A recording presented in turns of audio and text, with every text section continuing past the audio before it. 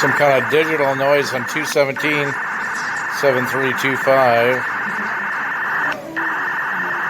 Okay, the backlight on the TH350 will go out in just a second. Gonna see if we can key up the Wells repeater. AA1PR, Wells 220, anyone around? Tell me if I'm making a repeater.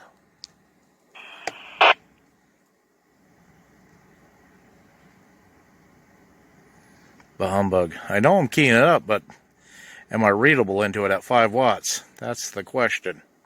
Okay, so the next repeater is Lake George. That's got to be at least 50 road miles, 45 air miles. AA1PR, Lake George 220. Anyone copy? Not even sure we keyed it up. AA1PR, Lake George 220. Anyone copy?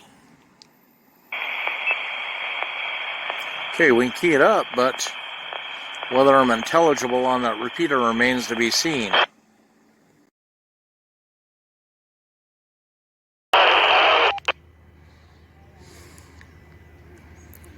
Okay, the 220 repeater of Lake George was coming in, now it's gone. What the heck? Works pretty good, and yeah, you definitely have some noise on the signal, but yeah, you're making it through a little bit.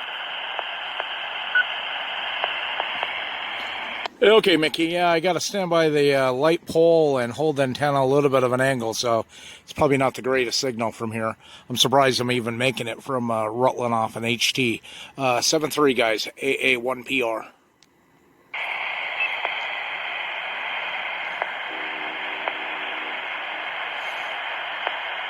Let me make sure I got it. That last one, Mike, was a lot worse.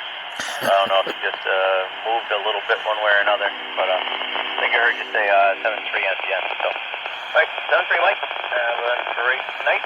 Yeah, it was just over on 224-780, but apparently I'm scratchy into that, so I don't know how I am here, Bernie, on Wells. Well, you got a lot of white noise with you, but, you know, we hear you. It's enough to carry on a QSO. Okay, I'm not sure who you're talking with, so I don't want to intrude, but yeah, I got this radio in yesterday. It's a TYT TH350 TriBand tri-display. It was only like $70. And then I got this long TriBand antenna for it, so I haven't had a radio for 220 in a while. But anyways, back to you, and I'll just kind of listen on out here.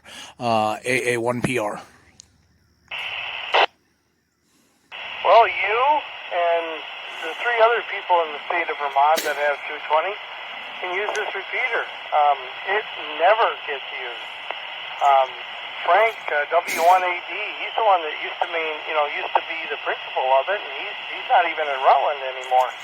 So I don't know. I know Jim McKnight maintains it, but you know, I don't know who really runs it, so to speak. It might just be up there, you know, occupying space so that the space can be occupied. And it's a hell of a repeater. You know, Jim keeps a good job with it. So it's, you know, it works great, but nobody uses it.